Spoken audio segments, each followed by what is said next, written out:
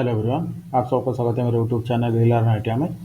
आज का जो हमारा क्लास है वार्क स्किल टेस्ट 2024 फीटा ट्रेड का 11 अक्टूबर के सेकंड ट्रेड का जो क्वेश्चन आपका जो पेपर आया था इसके टेस्ट को उसी पेपर के बारे में पूरे डिटेल में डिस्कस करेंगे।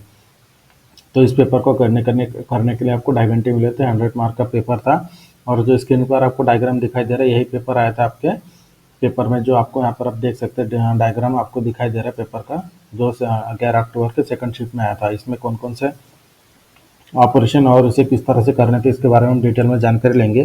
तो सबसे पहले इसका जो कॉमन साइज है रॉ मटेरियल का, फाइनल साइज 60 मिलीमीटर लंबाई, 5 मिलीमीटर थिकनेस और 40 मिलीमीटर इसकी हाइट, इसका फाइनल साइज है ये। और जो आपके ऊपर टॉलरेंस मिला था प्लस माइनस 0.04 मिलीमीटर। तो ये जो आपका साइज है ये पूरे जितने भी बार स्किल टेस्ट का फीटर का जितने भी पेपर हुआ इसमें कोई भी साइज चेंज नहीं हुआ, सेम साइज के ऊपर ही पूरे ऑपरेशन दिए जा रहे हैं। अभी हम डिस्कस करेंगे कि जो जॉब आपके ऊपर जो आपको आया था, जो सिंपल जब बीच में से इस तरह से सी शेप में निकालना था और इसका कॉर्नर कट करना था 15/12 का। तो इसे किस तरह से करना था पूरे हम डिटेल में जानकारी लेंगे। तो जो आपको रॉ मटेरियल मिला था, रॉ मटेरियल आपको कभी भी फीटर वाले जो जॉब होते हैं उसमें 5-5 मिलीमीटर प्लस में मिलते हैं, तो उसको आपको फाइनल में 5-5 मिलीमीटर कम करना पड़ता है। तो डायग्राम देख के सबसे पहले समझ लेना कि आपको मटेरियल कब कट करना है, मतलब जॉब बनने के बाद कट करोगे तो आसानी रहेगी या फिर जॉब बनाने के पहले स्टार्टिंग में कट करोगे तो आसानी रहेगी। ये पहले डायग्राम देखकर समझ लेना। जो जॉब आपके सामने दिया है इसको जॉब बनने के बाद कट करोगे तो आसानी होगी। तो स्टार्ट करते इसको पूरे डिटेल में हम समझा देते हैं कि किस तरह से करना था। तो जो सबसे पहला स्टेप की जो आपका जो रॉ मटेरियल आपको मिलता है, रॉ मटेरियल को बेंच वाइज में इस तरह से सेट करना है कि ताकि आप जब 90 डिग्री करोगे, सबसे पहला स्टेप होता है फीटर का जो आपके चारों से 90 डिग्री करना। तो जॉब को इस तरह से सेट करना है कि जॉब में फाइलिंग करके 90 डिग्री चेक करने के लिए ट्राइस्कर से 90 डिग्री चेक करते समय जॉब को बार बार बाहर निकलने की आवश्यकता ना पड़े, इस पोजीशन में जॉब को सेट करना है। तो इसी तरह से जॉब को पहले सेट करके जो हाइट वाला जो साइड होता है दोनों साइड ऑलरेडी 90 डिग्री में होता है, इसका सिर्फ आपको ड्रॉ फाइलिंग करके वाशर्ट फाइल के सहायता से ब्लैकनेस हटाना है।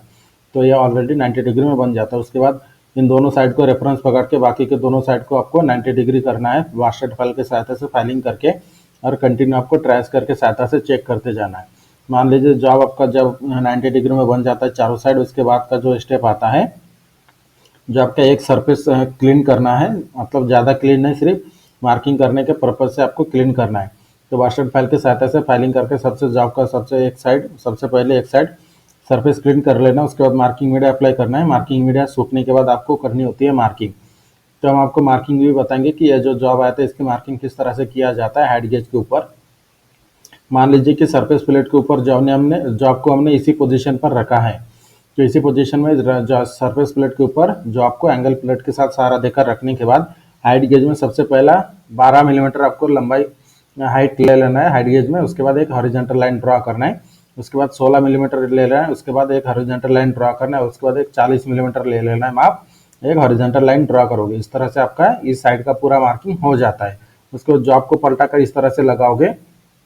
ये जो साइड आपको दिखाई दे रहा है ये हमारा बेस पॉइंट होगा। उसके बाद वर्नियर हाइट गेज में आपको 20 मिलीमीटर माप लेके एक हॉरिजॉन्टल लाइन ड्रॉ करना है। उसके बाद एक 45 मिलीमीटर माप लेके एक हॉरिजॉन्टल लाइन ड्रॉ करोगे और लास्ट में एक 60 मिलीमीटर का माप लेके एक हॉरिजॉन्टल लाइन ड्रॉ करोगे। तो यहाँ पर पूरा आपका जो आपकी मार्किंग हो जाती है।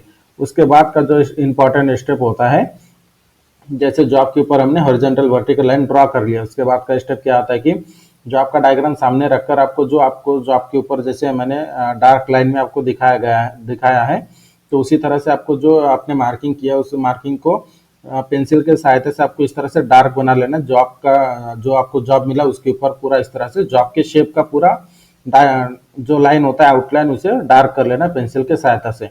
डार्क करने के बाद एक बार जॉब के डायग्राम के साथ कंपेयर करके पूरा कंफर्मेशन कर ले कि जॉब आपका प्रॉपरली मार्किंग हो चुका है। उसके बाद का स्टेप क्या आता है कि आपको जो हमने डार्क लाइन किया उसके ऊपर आपको पंचिंग करना है। तो डॉट पंच और बॉल पिन हैमर के सहायता से जो आपको एनविल के ऊपर रखकर आपको आउटलाइन के ऊपर पंचिंग करना है। जो आपको डार्क लाइन आप मार्किंग किया है उसके ऊपर लाइट पंचिंग करना है ताकि आपको बाद में अगर फाइलिंग करके मिटाना पड़े तो ज़्यादा प्रॉब्लम ना हो।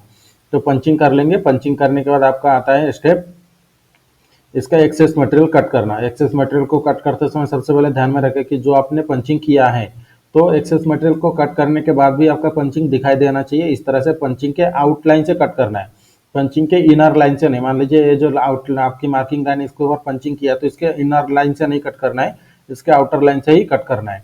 तो इस तरह से आपको सबसे पहले मान लीजिए हमने ये वाला कॉर्नर आपको कट करना है, तो जो हमने मार्किंग किया था एक हॉरिजॉन्टल लाइन से कट करोगे, उसके बाद इसको जो आपको घुमाकर फिर से ये वाला साइड वर्टिकल पोजीशन में इस तरह से कट लगाओगे तो यह पूरा मटेरियल बाहर निकल जाएगा।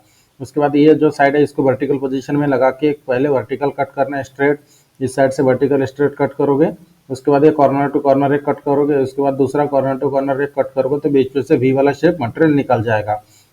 उसके बाद जो भी बीच में एक वी शेप ऐसा बचा हुआ रहता है, उसके बाद उसको क्या करना है, यहाँ से कट लगाओगे, यहाँ से कट लगाओगे, मतलब कट के साइड से पूरे कट लगाओगे यहाँ तक, पूरे लंबाई तक जो 16 मिलीमीटर दिया है पूरे लंबाई में स्ट्रेट कट लगाओगे वर्टिकल पोजीशन में। उसके बाद हैक्सा को थोड़ा एंगल में सेट करके कट करोगे तो मटेरियल पूरा बीच में का निकल जाएगा।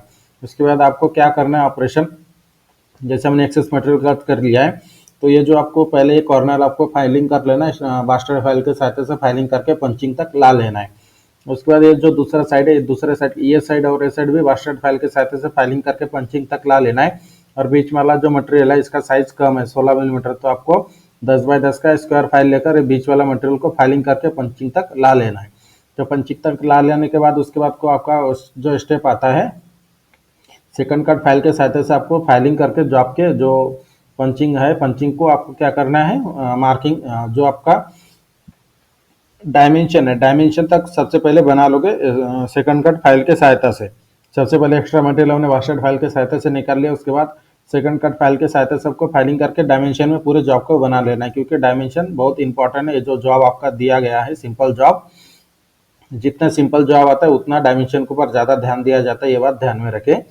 तो जो आपका 100 मार्क है पूरे ये जो डायमेंशन है इसके ऊपर डिवाइड किया जाता है। मैंने इसके एक एक्स्ट्रा वीडियो बनाकर भी आपको समझाया कि जॉब के ऊपर माप किस तरह से मतलब आपको जो आपके जो 100 मार्क का पेपर मार्क किस तरह से दिया जाता है उसका पूरा डिटेल मैंने आपको दिया है।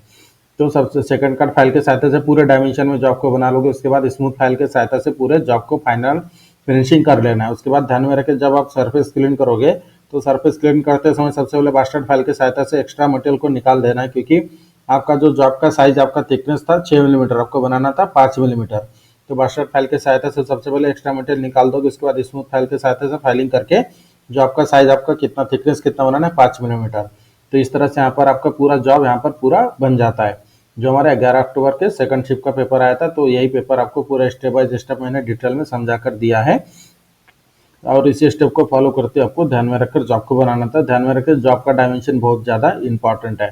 तो इस वीडियो को हम यहाँ तक ही रखते हैं। इसके बाद के वीडियो में हम अगले दिन के पेपर के साथ मिलेंगे, और इसी तरह की वीडियो की इंपॉर्टेंट नोटिफिकेशन के लिए मेरे चैनल को सब्सक्राइब करके बेल आइकन को दबाएं, ताकि मेरे वीडियो की नोटिफिकेशन आपको टाइम पर मिलते रहे। मिलते हैं अगले पेपर के वीडियो के साथ, और वीडियो अच्छी लगे तो मेरे चैनल को सब्सक्राइब, लाइक और शेयर जरूर करें।